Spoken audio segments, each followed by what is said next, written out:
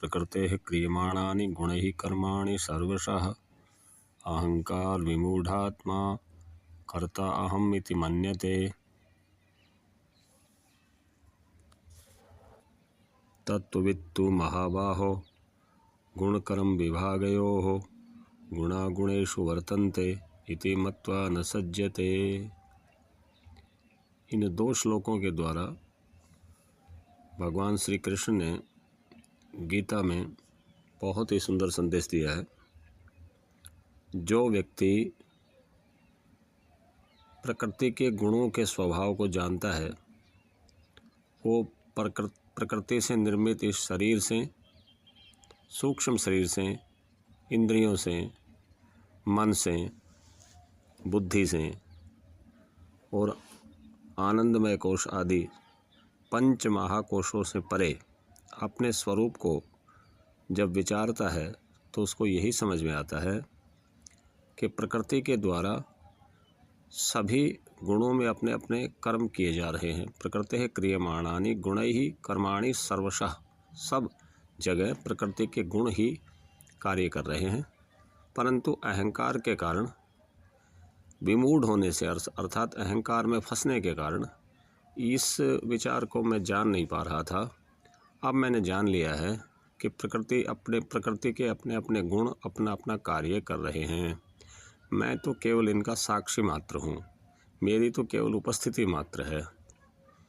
और अहंकार विमूढ़ आत्मा कर्ता अहम इति मन्यते, मैं विमूढ़ होकर अहंकार के कारण मेरी बुद्धि जो है वो मूढ़ भाव में चली गई थी, उस कारण से मैं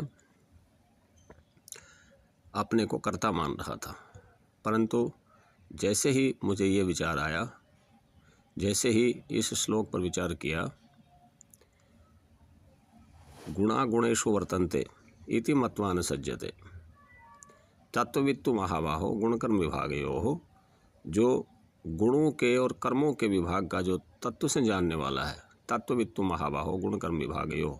गुणों का विभाग क्या है कि सत्वगुण में ही क्रिया है, रजोगुण में ही, सत्वगुण में ही ज्ञान है, रजोगुण में ही क्रिया है और तमोगुण में ही स्थिति है। और संसार में इन 3 के अतिरिक्त कोई वस्तु है नहीं, या तो वो क्रियाशील है, या उसका ज्ञान उत्पन्न हो रहा है, और या वो स्थिति में है।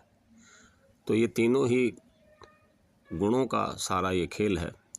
और कर्म का भी यही खेल है कि कर्मों का जो विभाग है, कर्म का कर्ता वही तो होता है जो कर्म करता है।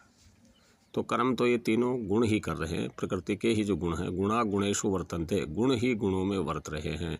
इति मत्वा न सज्जते, जो तत्ववित्त व्यक्ति है गुण और कर्म के विभाग का, वो तो गुण ही गुणों में वर्त रहे हैं, ऐसा विचार करके फिर वो इनसे आसक्त नहीं होता। गुणा गुणेषु वर्तन्ते इति मत्वा न सज्जते, अर्थात इनसे फिर वो आसक्त नहीं होता। इस प्रकार का विचार करते हुए यदि हम ध्यान में बैठें तो हमें अपना स्वरूप इस शरीर से, इस सूक्ष्म शरीर से, इंद्रियों से, मन से, बुद्धि से, यानी कर्ता भाव से और भोक्ता भाव से अलग हमें अपना स्वरूप अनुभव होगा। और इसी अनुभव को ध्यान के द्वारा हम अच्छे से विचार करके, ध्यान के द्वारा हम इस पर गहन चिंतन करके हम अपनी स्थिति ऐसी बना सकते हैं कि हम अपने आत्म स्वरूप को, अपने शुद्ध स्वरूप को इस शरीर आदि से बिल्कुल अलग अनुभव कर सकते हैं। यही पंचकोश अतीत ध्यान कहलाता है।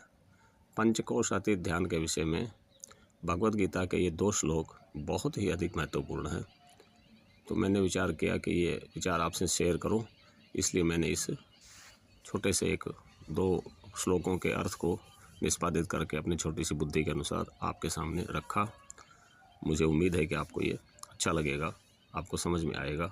परमात्मा आपको उन्नति दे, आपके ध्यान में प्रगति हो। ओम शांति शांति शांति।